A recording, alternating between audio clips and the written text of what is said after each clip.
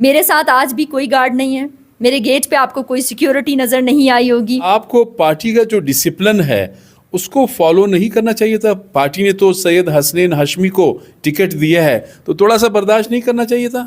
Ticket دینے کا time آتا ہے تو ہمارے ہاں پولیٹیکل پارٹیز اپنی گھر کی بیگمات کو اٹھا کے لے آتے ہیں یا پھر پیراشوٹرز کو جو ہے وہ ترجیحی لسٹ میں ان کے نام ڈال دیے جاتے ہیں. یس، گہما گہمی بہت زیادہ ہے الیکشن کی. شاید میرے پوسٹرز کی تعداد دوسروں کی نسبت بہت کم ہوگی، مگر مجھے لگتا ہے کہ جہاں ہزاروں مردوں کے پوسٹر لگے ہوئے ہیں وہاں ایک خاتون کا پوسٹر دور سے ذرا زیادہ نظر آتا ہے. میں کالے گاڑی میں بیٹھے کالے شیشوں میں نہیں آتی جاتی کہیں کہ میں ایک مرتبہ نظر آؤں اور اس کے بعد میں شیشہ اوپر کر لوں تاکہ لوگ مجھے دیکھ نہ سکیں اور مجھ سے کام نہ مانگیں. السلام علیکم.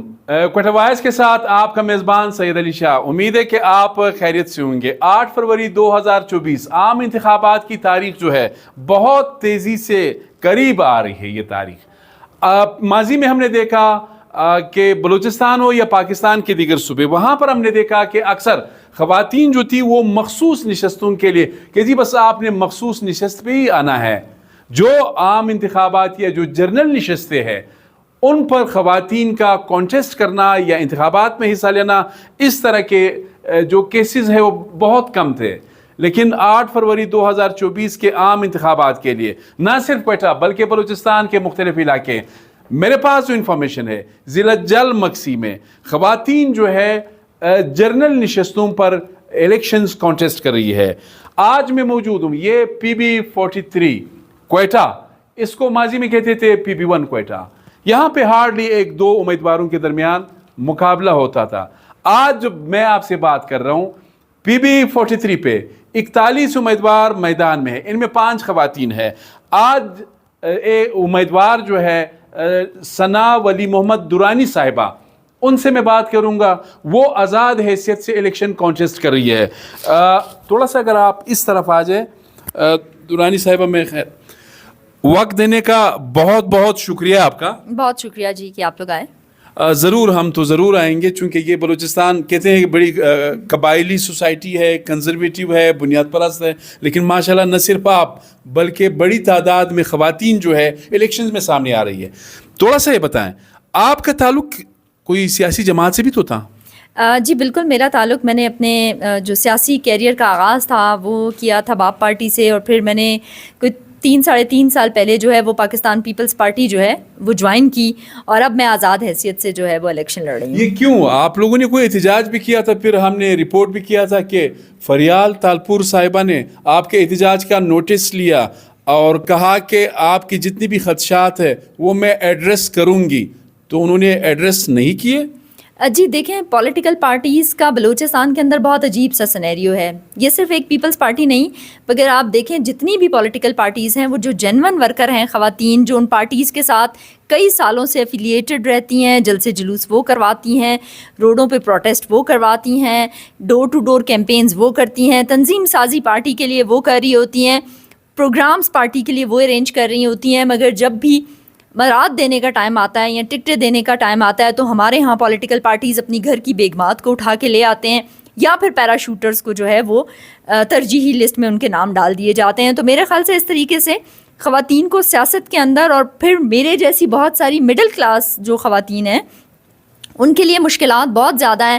اور مجھے تو ایک ہی حل نظر آ رہا تھا کہ ہر پولیٹیکل پارٹی کے اگر اندر اسی طرح کی ڈسکرمنیشن ہے تو بہت بہتر ہے کہ بندہ آزاد حیثیت سے الیکشن کر لے. یہ تو بہت اچھی بات ہے، آپ کانٹیسٹ کر رہی ہیں، لیکن آپ کو پارٹی کا جو ڈسپلن ہے اس کو فالو نہیں کرنا چاہیے تھا؟ پارٹی نے تو سید حسنین ہاشمی کو ٹکٹ دیا ہے تو تھوڑا سا برداشت نہیں کرنا چاہیے تھا؟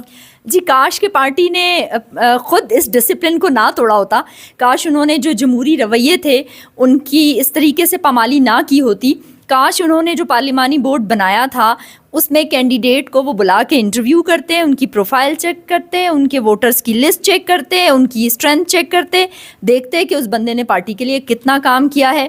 2 مہینے 1 مہینے سے پہلے آنے والے کینڈیڈیٹ کو اچانک سے ٹکٹ دے دینا، جب پارٹیاں ڈسپلن کا خیال نہیں کریں گی تو میرا خیال سے اس کے اندر رہنے والے ممبرز بھی پھر ڈسپلن پہ باؤنڈ نہیں ہیں. اچھا، لوگوں کا ثنا درانی صاحبہ تھوڑا سا بتائیں، لوگوں کا رسپانس کیسا ہے؟ ظاہر ہے یہ کنزرویٹیو تو نہیں ہے, بڑی لبرل اور پروگریسو سوسائٹی ہے بلوچستان کی, لیکن پھر بھی ظاہر ہے خواتین کے لیے ایشوز ہوتے ہیں.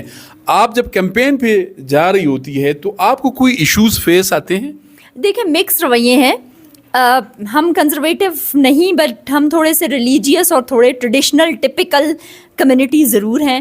ہمارے ہاں کیونکہ خواتین اس طریقے سے باہر کبھی نہیں نکلی ہیں. یس جنرل الیکشن کیے ہیں, مگر اس طرح کیمپینز چلانا, ڈور ٹو ڈور کیمپین چلانا, کارنر میٹنگ کرنا, جس طریقے سے مرد اپنے بورڈز لگاتے ہیں اس طریقے سے بورڈ لگانا, اپنی پبلیکیشنز کو پکچرز کے ساتھ کہیں لے کے جانا, کہیں کہیں ریزسٹنس ہے مگر بہت پازیٹیو رسپانس ہے.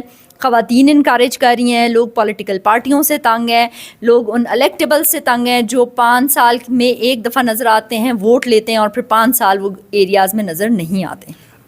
ٹیمپریچر کیا ہے اس وقت؟ ثنا درانی صاحبہ سے اگر میں پوچھ لوں, بڑے بااثر لوگ میدان میں ہیں, پرانے لوگ, نئے لوگ, بڑے امیر لوگ, یہ سارے میدان میں ہیں. آپ کا تعلق مڈل کلاس ہے اور اچھی بات ہے, آپ کانٹیسٹ کر رہی ہے.